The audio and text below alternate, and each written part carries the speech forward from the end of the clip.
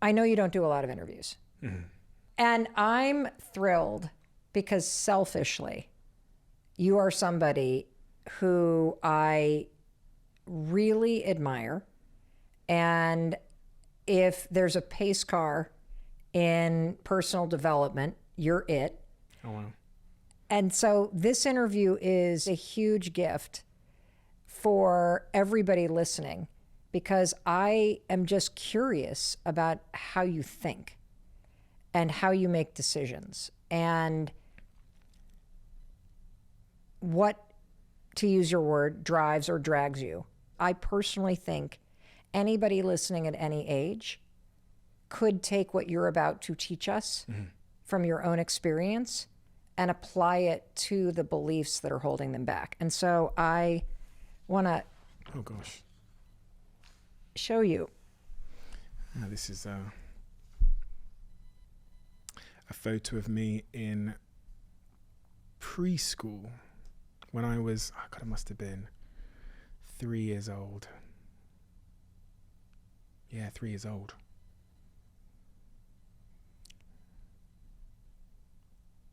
Feels like a different person. It's so strange looking at my former self. It feels like such a different person. Is it a different person that you're looking at? He looks so naive and so happy, and I feel much more weathered.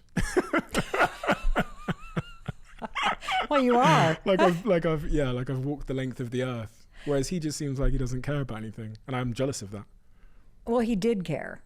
Yeah, he did. And He's a very smart so kid. one of the things I find most fascinating about you is that you experienced a lot of very challenging and painful things in your childhood. And yet somehow all of the challenges that you faced as a kid have fueled success in some way.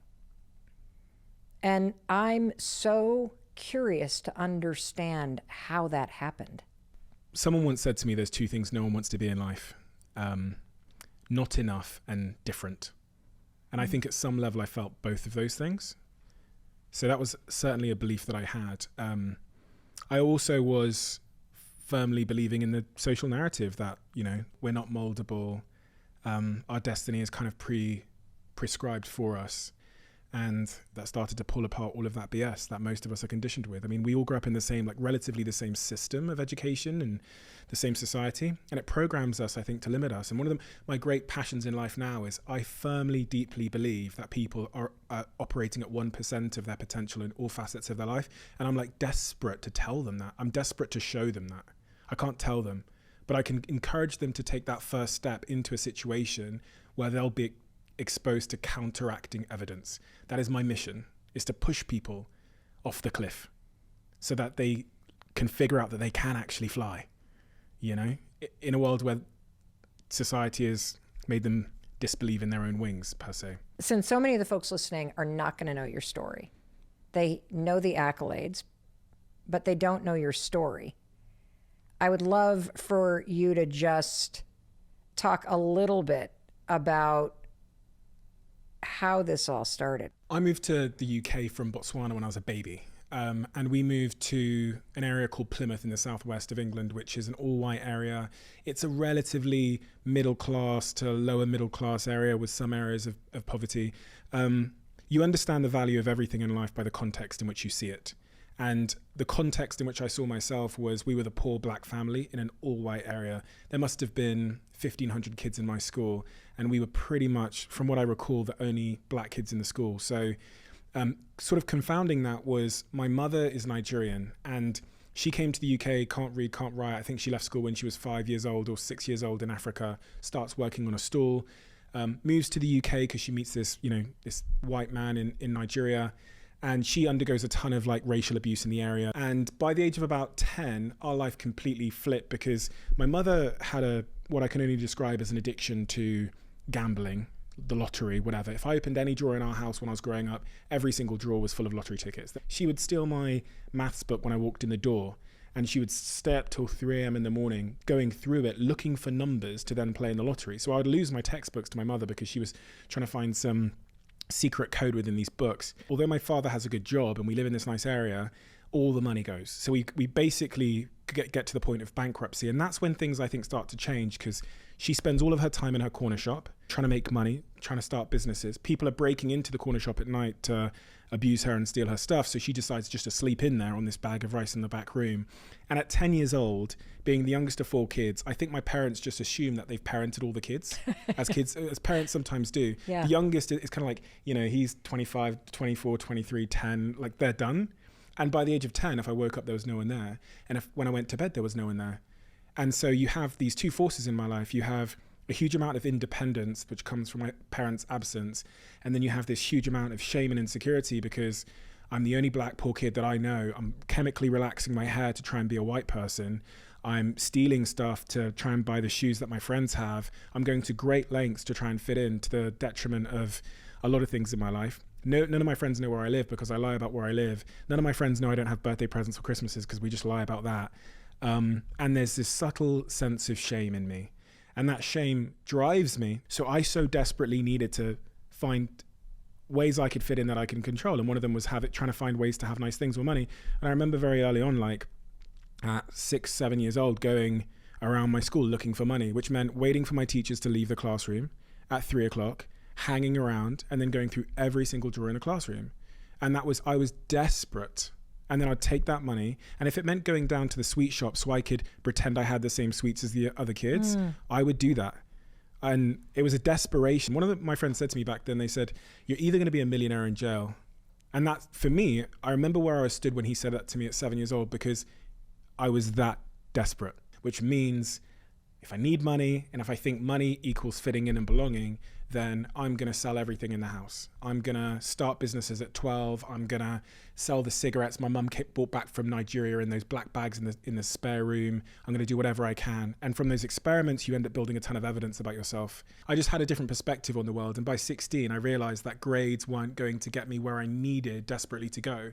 And when you realize that the system is telling you success and happiness is a result of getting an A on that exam that you can't get an A on, you have to find another path. And for me, the other path was, if I can persuade all of my peers in this school now to buy a ticket to this thing that I just came up with, or to come to this website I just launched, or buy coffees from this machine that I just put on campus, these are going to be the adults with me. So when we're all adults, I'll just do more of that.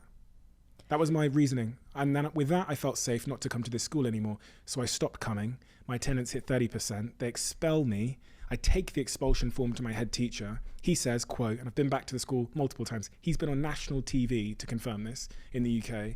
He said, you're my little Harry Potter. I keep you under the stairs because you've made this school a lot of money. So he unexpelled me. And then in the last week of school, they expelled me again because I just wasn't coming. By then I had so much evidence that I didn't need this system. Well, here's the part that I just find mesmerizing. And that is that there are so many stories of people who have an experience of, I don't belong, this isn't working, I'm not good at this anyway, nobody cares. And instead of going, I'm gonna just do whatever I can to climb on top of this situation in order to control it, that's what you did. But so many other people in that moment light up the blunt, or they start drinking, or they don't go to school ever again and just start down the path of, I must be a loser. My parents aren't here. And you didn't do that. It doesn't sound like. It's hard to take credit for something that's always come so naturally to you. And what comes naturally to you? Questioning if what I've been told is the truth. It's like the one of the prevailing principles of my entire life, my professional life, everything is, it's so natural to me to assume that things I'm being told aren't actually the truth, and that the systems, the society we live in, the institutions, the narratives that surround all of the above are true. I just naturally don't accept that. And that means that you go the extra distance to find out what is true about the existing systems, i.e., is me getting DE on these exams, does that mean I'm going to be lonely, poor failure? I didn't accept that to be true. And so I did a piece of work, which was the experimentation in my own life to find out if those systems were true. And it turns out when you push on most doors, like There's really nothing behind there. I think most of our experience is a bunch of social myths, bunch of doors that we just haven't tried pushing on yet. Turns out most of them are BS, and it is in taking them on that you find yourself reaping life's greatest rewards.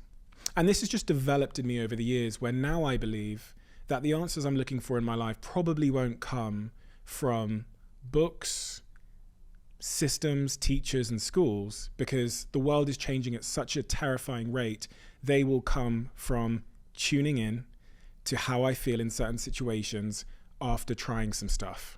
If I had to synthesize the difference between how you coped with that situation and how so many of us cope, which is to tune out or to numb out or to just create a narrative in our mind, well, that this is it. I guess I'm just a loser. I guess my parents hate each other and they hate me and nobody's going to be there for me. You developed this really unique skill. And this is what I really want to explore, which is there was something in your need to survive that situation. Nobody's home, older siblings, not doing well in school, the only black kid in your neighborhood, lying about this, that, and the other thing. You developed this unbelievable skill at a very young age to tune into how you felt in the moment and to actually trust it. Yeah, that's accurate.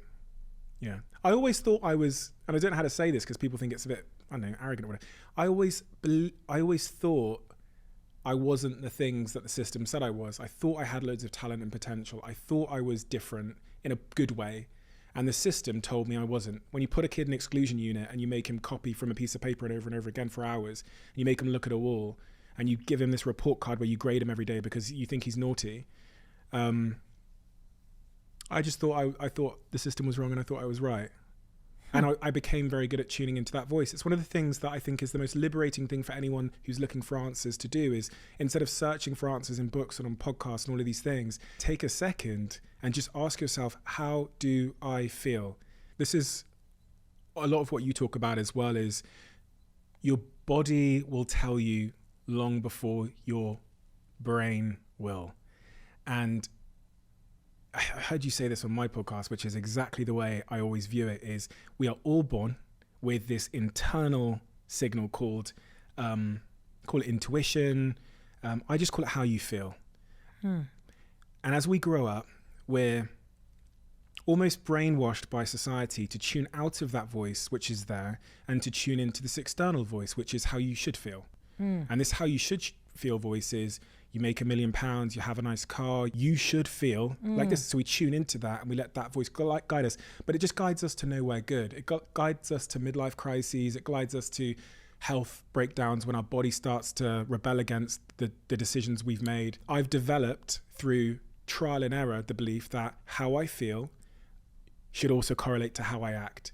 And in the short term, there's a shedding. There's a mum stops speaking to you for 2 years. There's you lose a friendship group. You might end up in the exclusion unit in school.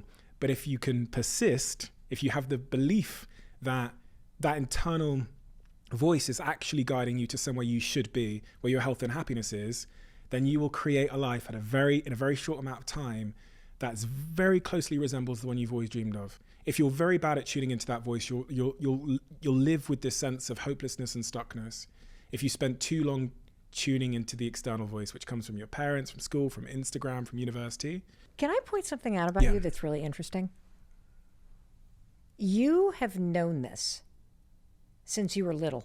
I just had this insight about you, that you have been at war internally with what the world was telling you how you should feel, and knowing deeply that that's not how you feel about yourself. That is the story of both my childhood and my life.